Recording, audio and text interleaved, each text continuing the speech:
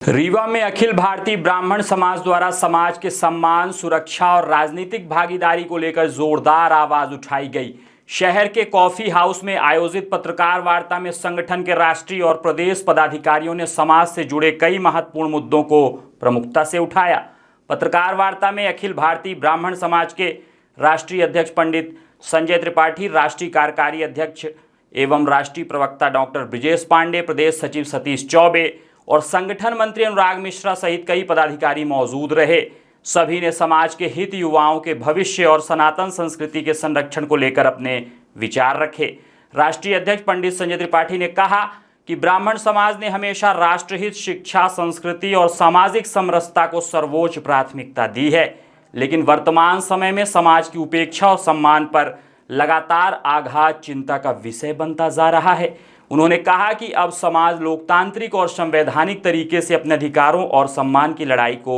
मजबूती से आगे बढ़ाएगा। उन्होंने युवाओं को नशे से दूर कर धर्म और संस्कारों से जोड़ने की बात कही और कहा कि इससे समाज में नशे की प्रवृत्ति को कम करने में मदद मिलेगी। वहीं राष्ट्रीय प्रवक्ता डॉक्टर ब्रिजेश पांडे ने कहा कि ब्राह्मण समाज टकराव की राजनीति में विश्वास नहीं करता, बल्कि सम्मान, न्याय और सहभागिता की नीति पर आगे बढ़ना चाहता है। उन्होंने कहा कि समाज के युवाओं, प्रबुद्ध वर्ग और आमजन की अपेक्षाओं को अब संगठित रूप से राष्ट्रीय मंच तक पहुंचाया जाएगा। पत्रकार वार्ता के दौरान संगठन ने कई प्रमुख मांगें भी रखीं। इनमें ब्राह्मण समाज पर बढ़ते अत्याचारों और दुर्भावनापूर्ण प्रकरणों पर कठोर कार्रवाई, शिक्षा, प्रशासन और राजनीति में सम्मानजनक भागीदारी, सनातन संस्कृति और धार्मिक परंपराओं के संरक्षण के लिए प्रभावी नीति, युवाओं को रोजगार और नेतृत्व में प्राथमिकता देने जैसी मांगें शामिल रहीं।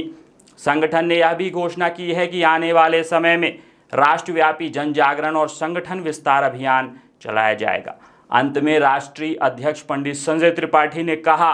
कि ब्राह्मण समाज राष्ट्र निर्माण की धुरी रहा है और अब समाज के सम्मान और अधिकारों की रक्षा के लिए पूरे देश में संगठित और प्रभावी आवाज उठाई जाएगी। दिन मना लिया हम लोगों ने, लेकिन जो विशेष जो हम लोग को मानना है तो एक ही दिन परशुराम जयंती थी,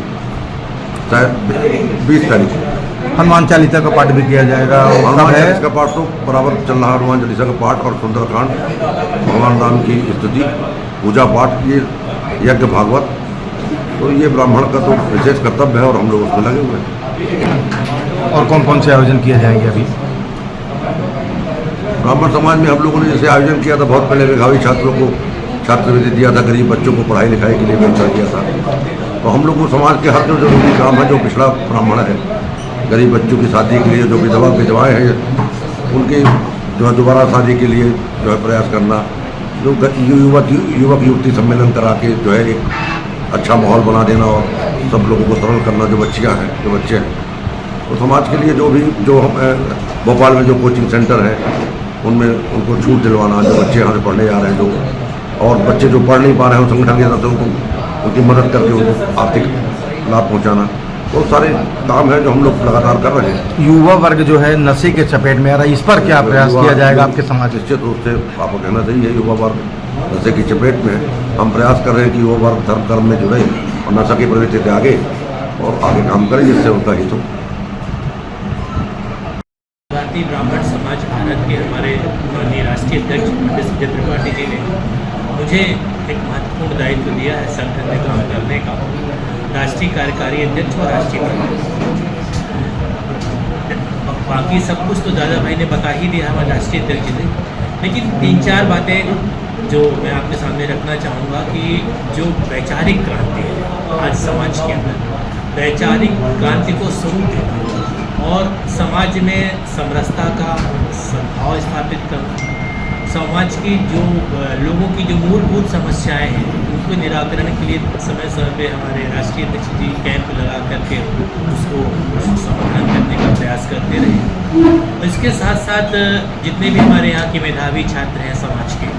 उनको समाज की मुख्य धारा में जोड़ने के लिए छात्रवृत्ति प्रदान करना सरकार की ओर से तो होती है, लेकिन अगर वो किसी तरह से उनको नहीं मिल पा रही है और उनके अंदर वो प्रतिभा है जिससे वो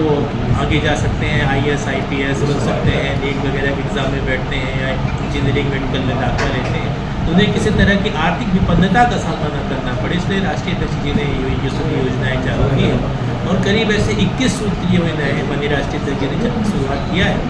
जिसमें छात्रवृत्ति के साथ जो है वो प्रोफेशनल्स कोर्सेज के लिए भी अगर कोई ज़रूरतमंद है तो उसकी मदद करना, अगर किसी का इलाज नहीं हो पा रहा है और वो परेशान है तो उसके लिए भी चिकित्सा मदद मुहैया कराना, समय समय पर जो है ब्लड डोनेशन कैंप आयोजित करना, समाज के लोग उसमें रक्तदान भी करते ये हैं। विधवा विवाह पर भी विचार किया विधवा जाएगा। विवाह पर भी विचार किया जाएगा। अच्छा प्रस्ताव आया है आप सभी सम्मानित पत्रकार मित्रों की ओर से, और जो इस तरह के हमारे समाज के अंदर एक विधवा विवाह, इस देश के अंदर विधवा विवाह की रोक के लिए जो राजा राम मोहन राय साहब ने अपना ऑब्जेक्ट दिया था, उसका क्रियान्वयन नहीं हो पाया, सब्जेक्टिव बन के रह गया। उस दिशा में हमारे राष्ट्रीय अध्यक्ष जी आने वाले समय पर एक अच्छा प्रतिपद आप सबके सामने